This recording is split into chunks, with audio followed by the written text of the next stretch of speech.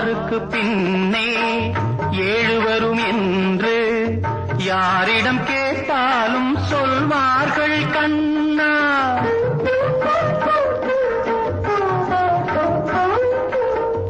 ஆசைகள் வந்தால் அச்சமும் சேரும், ஆத்திரம் கொள்ளாமல் ஆராய வேண்டும்.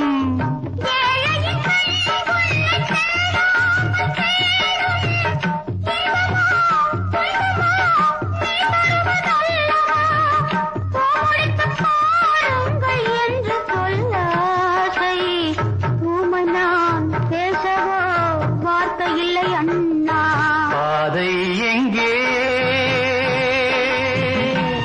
பயணம் எங்கே, மயங்கும் நெஞ்சே மனிதன் நீ ஆறுவற்றிப் போனா